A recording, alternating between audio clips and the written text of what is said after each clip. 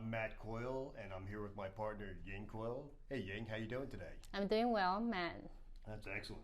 So Ying and I, for those of you who are not familiar with us, we are local real estate agents operating out of the Metro West region in Massachusetts. That's probably our service area, Hmm. and we routinely do videos to help inform buyers and sellers so they can make an educated, informed decision on what to do given their situation and given the current market conditions. And today, I think we have a pretty full agenda. So, what are we talking about today? So I have some questions for you, Matt, regarding the market and the interest rate, everything. All right. Well, let's get right to it then. Okay, so first of all, how would you characterize the current real estate market?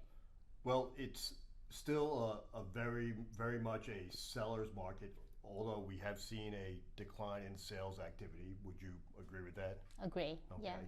I think to give some anecdotal information, we're seeing open houses being less crowded and the number of offers, while still multiple offers occurring for most houses, it's not as Not like frenzied or right. as egregious as it was a few months ago or even last year. So things are starting to calm down a little bit, but still very much a seller's market. That hasn't changed.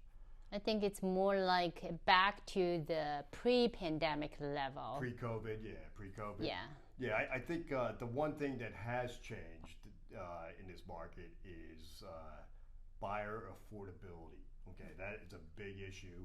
That's true. Given the inflation, which we'll talk about, as well as the rise in interest rates, which we'll also talk about, is Mm-hmm. that's adding to the overall cost of home buyers, and in some cases, it's pricing them out of the market. In other cases, it's making home buyers rethink their expectations and lower them actually instead of buying, let's say, $1 million home, looking more at something in the $800,000 range. And that's just a crude example. Yep, that's probably 10 or 20% decrease of their expectations.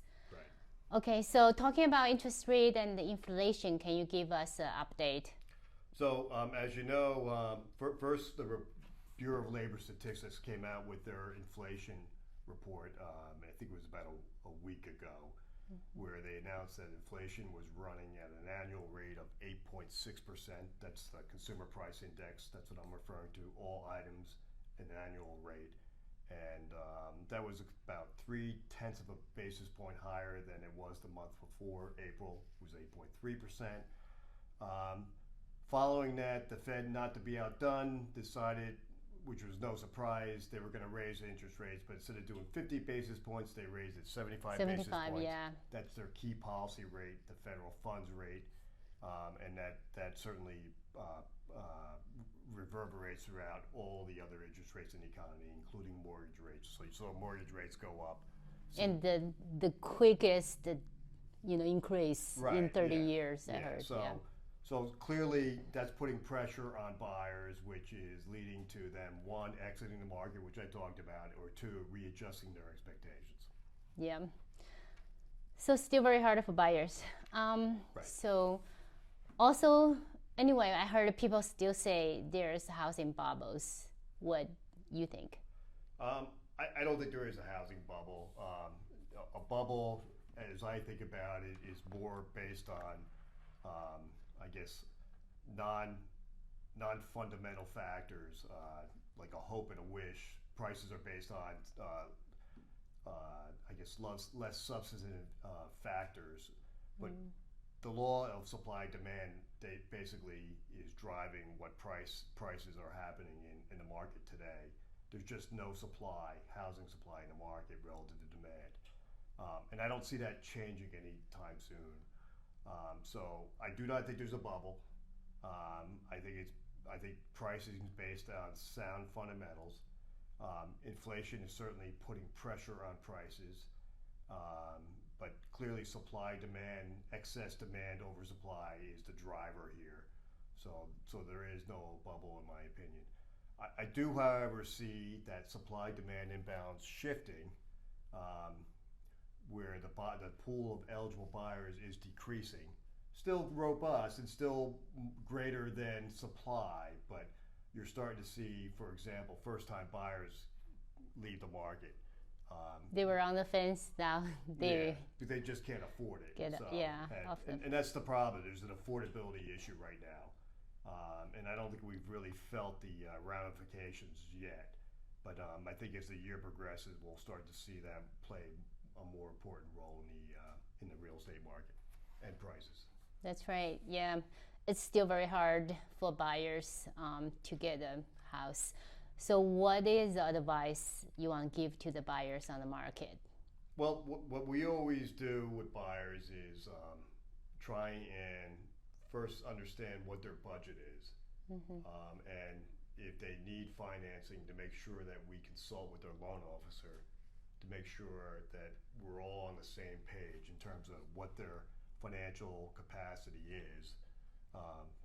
Unless they're a cash buyer, we still want to understand what they can buy with cash. But if they're requiring money from a lender, we certainly want the lender to be involved in that conversation. Yeah, because the interest rate has been always changing. Right, and now that's becoming a variable, So, right, exactly. So, which is causing some buyers to exit the market, but others to downsize their expectations. So, as we discussed. So that's the main thing. And then what we do is we target areas where we think they can afford and that meets their needs, and work with them to find a house that makes sense for them. And that's it. That's really it. So basically the buyers talk to their real estate agent and then make advised decisions, right? Right. Yeah. What else you got? So what about buyers shifting to renters? Is there any advice against the buy versus rent? Well, it's a very difficult decision. I think most people are predisposed to want to buy a house with the idea of building equity. With renting, I think the prevailing thought or the prevailing wisdom is that you're throwing money away. Right, and the rent is very high too. And rent is very high. Yeah. Again, it's due to current inflation and so forth. Most rental lease agreements, have a inflation adjustment clause. So, that's why you're seeing rents going up in double digits. That's right. So it's a tough decision, but sometimes it makes sense to rent versus versus buy. And some of that's caused by, we just had a recent home buyer that dropped out of the market and decided to rent for another year, save up some more money, get their finances in order, build a better credit history so they can get better, qualifications when they loans. Get a loan. Yeah. So each situation is different, and you have to work with each buyer. Then what is your advice for sellers right now? Well, sellers, interestingly, I think there's a lot of sellers that would like to sell, and I would characterize those groups as retirees or empty nesters, people that are looking to downsize or to escape the high property taxes of living in an area like Wellesley or Natick or Sherborne. Towns that we service. Yeah. But the problem is they can't find a place to land. They can't find their destination home because of the supply issue. So that's true. Everything comes back to this supply-demand issue. So we'll see. I don't see that changing anytime soon, especially with a lot of this uncertainty in the market. And giving that buyers, if these people sell and they need to borrow money, the rates they're going to get are going to be in the 5 to 6% range versus what they probably have already at a 3. They used to the 2 or 3. Yeah. It's still not a bad rate historically speaking, but most people have gotten spoiled with these low interest rates, and you can't. You can't ignore that plays a factor in their decision making. That's true. Yep. Okay. So, what is your outlook for the home price going forward? So I still, again, the law of supply and demand rules in this market as it does in every market. Excess demand, oversupply, tends to lead to higher prices. I expect how home prices to continue to grow, but at a decreasing rate.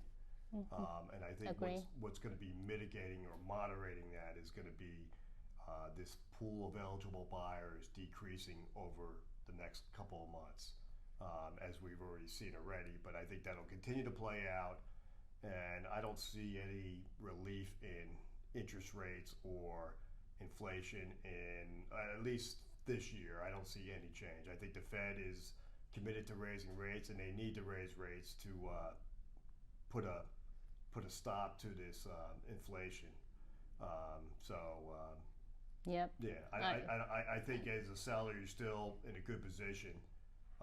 The key is you have to find a place to live, and if you already have like a second home, then you're in an ideal position. That's true. But if you don't, then you run into the same problem that buyers run into in general, which is finding another place. Yep. Thank you, Matt. It's very helpful. And can you talk a little bit about your newsletter, or you want? So every month, Ying and I publish a newsletter. Okay. Mainly is your job. The royal we publish a newsletter. Okay, on different towns in Massachusetts, namely Wellesley, Dover, Sherborne, and Natick. Those are three towns that we pay special attention to. Occasionally, we'll do other towns as appropriate. But we like to provide up-to-date information, like what's going on in the market from a broader perspective, interest rates, inflation, but also to drill down into what's happening in that specific market in terms of, the number of days on market it takes for you to sell a house, the price per square foot, the change in that, the median sales price, and the supply, the month supply of inventory. We report on all that and give you just information you can look at if you're looking in that area to buy or to sell. It's just good information to help make you put you in a better position to make a more informed decision on whether to buy or sell in this particular town. That's right. And we'll include a link to this article in our video below. Yep. And this is on our website, so we should include a link to our website as well. Yes. And I think if you have any questions that you'd like us to address, we'd love to do it. We recently did a segment on private well ownership, private well water. Yeah. And with Derek. Yeah, we generally do episodes to help educate them on issues that homeowners encounter. It's a pretty good segment. I learned a lot. And we'll continue to do topical stories like that as well. And little bit disclosure, or just let the people know, next our video will be talking about 1031 exchange, and that will be that's next week, right? Next week. Right. And about investing. It's a tax benefit for the real estate investors. It's a good topic to talk about. Good. Yep. Well, thank you very much for joining us today, and we hope you enjoyed our video.